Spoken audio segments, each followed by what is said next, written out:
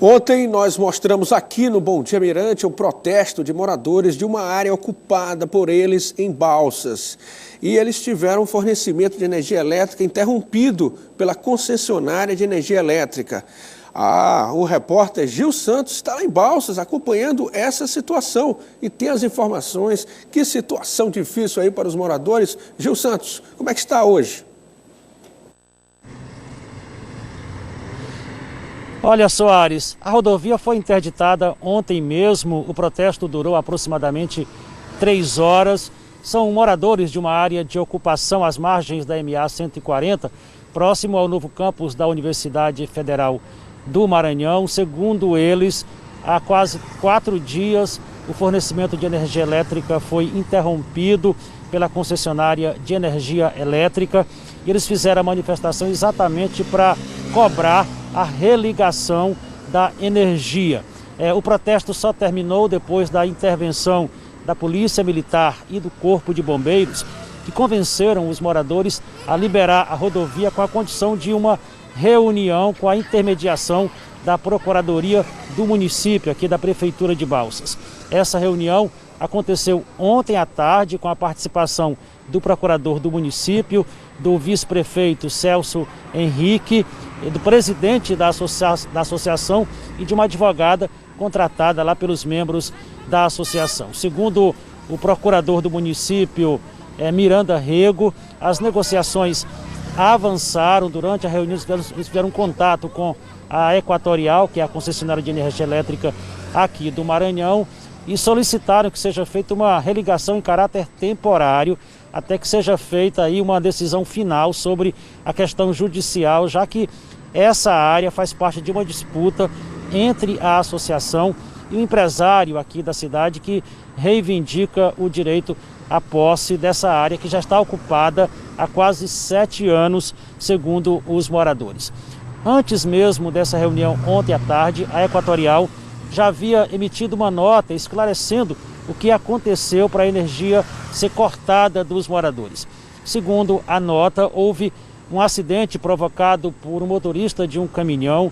Esse acidente atingiu um transformador e o poste que atendiam às ligações clandestinas e que, por causa disso, a concessionária não fez a ligação por causa do risco de novos acidentes no local, já que as instalações conhecidas como gambiarras não ofereciam condições de segurança para os moradores. A nota da Equatorial também diz que em casos como o dessa associação, onde há uma disputa judicial, é protocolo da empresa aguardar uma decisão sobre a situação fundiária para fazer a religação. E disse também que está discutindo com as autoridades esse assunto. A gente volta então a São Luís. Muito obrigado, Gil Santos, mas você daqui a pouco vai voltar a participar, porque eu vou conversar agora com o gerente de serviços da Equatorial, o gerente de serviços da Equatorial, gerente de serviços técnicos e comerciais da Equatorial do Maranhão, Felipe Vianelli. Está aqui no Skype e a nota foi bem clara, né? A Equatorial não vai fazer essa religação. Bom dia. Bom dia, Soares. Bom dia, telespectadores da TV Mirante. A situação que ocorre lá é uma situação de ocupação irregular. Em situações daquele tipo, a Equatorial Maranhão, como responsável pela distribuição de energia elétrica no estado, ela não pode permitir que aquela ligação feita de forma irregular em área irregular permaneça, por 2 motivos principais. Primeiro, a questão de segurança, já que aquelas ligações são feitas sem nenhum padrão técnico, sem nenhuma forma segura para a população que está ali. E a outra coisa é que a ligação se caracteriza como furto de energia.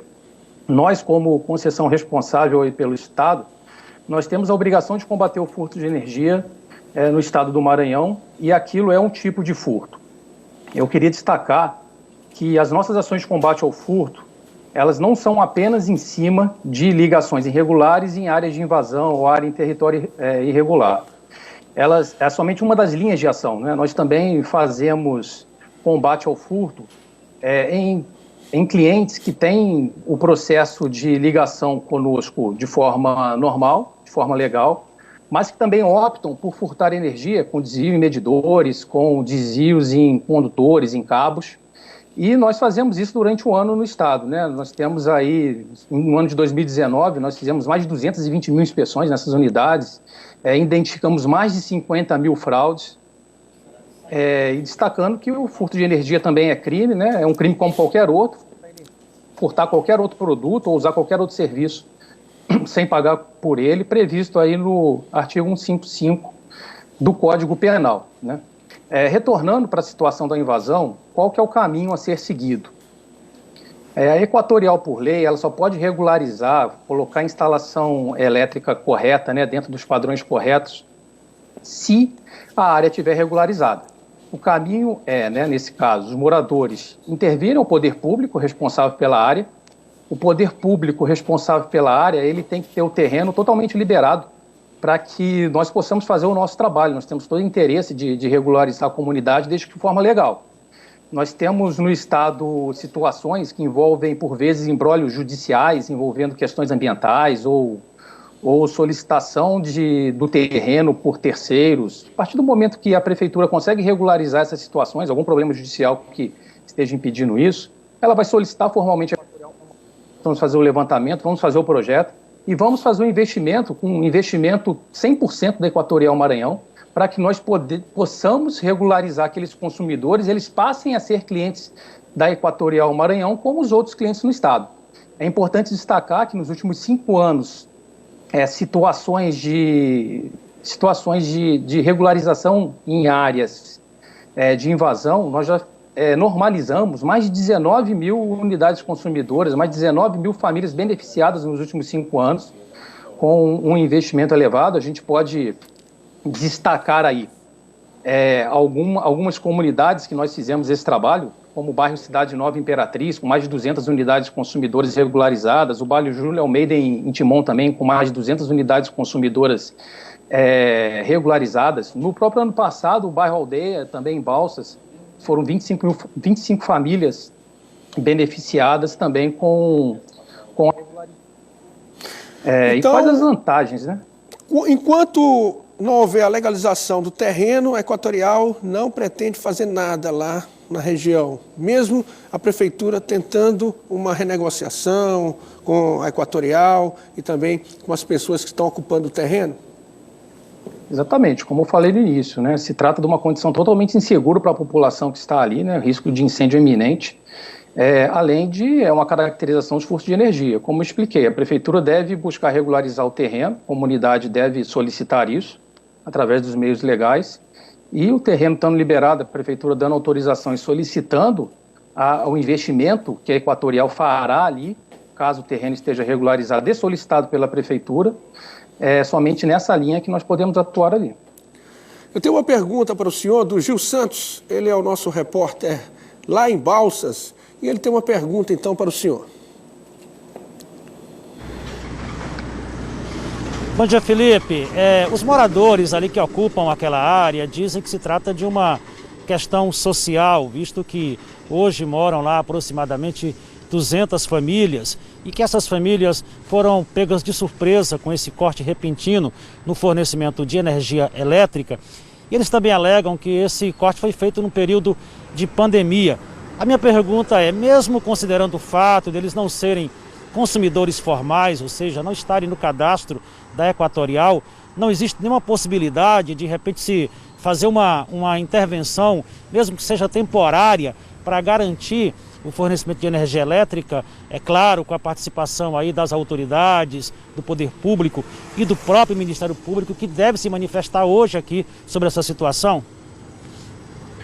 Não exatamente por ter responsabilidade com a sociedade ao qual estamos atendendo, pelo risco iminente de acidente, é a nossa primeira preocupação, e por esse motivo, pelo risco de acidente, nós não podemos restabelecer o fornecimento de energia nas condições precárias ali existentes.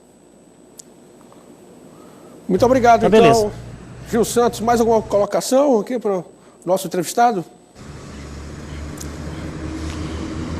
Não, a gente está satisfeito com as respostas feitas por ele. A gente vai continuar acompanhando esse caso aqui em Balsas. Hoje vai acontecer uma reunião, está prevista uma reunião com a participação do Ministério Público e a gente se coloca aqui à disposição, inclusive da Equatorial, para os esclarecimentos sobre essas situações. A gente agradece muito aí a participação do Felipe aqui no Bom Dia Mirante. Obrigado, Gil. Para finalizar, então, senhor Felipe, essa questão das gambiarras, né? Isso tem sido prática também aqui em São Luís, né? Como é que tem sido o trabalho da Equatorial em todo o estado do Maranhão? Bom, nós trabalhamos insistentemente, né, sem parar no combate ao furto de energia. O furto de energia, ele é um problema social que a distribuidora ela tem a obrigação de combater. Para você ter ideia, 10% da energia que nós distribuímos aqui no Maranhão ela é furtada. Isso traz prejuízos diversos para a população, né? Eu vou destacar aí principalmente dois. Primeiro, a perda de ICMS pelo Estado, são na casa de 60 milhões de reais, pelo menos, que são perdidos, que poderiam estar sendo reinvestidos em educação, cultura, esporte, saúde para a própria população. E também parte desse furto, pelas regras regulatórias vigentes, ele é dividido na conta de energia das pessoas. Uma parte dele faz parte da composição da tarifa. Então, quanto mais o Estado tem um nível elevado de furto de energia, mais a população paga por isso. E só tenho a agradecer, então, pelos esclarecimentos aqui no Bom Dia Mirante. Muito obrigado.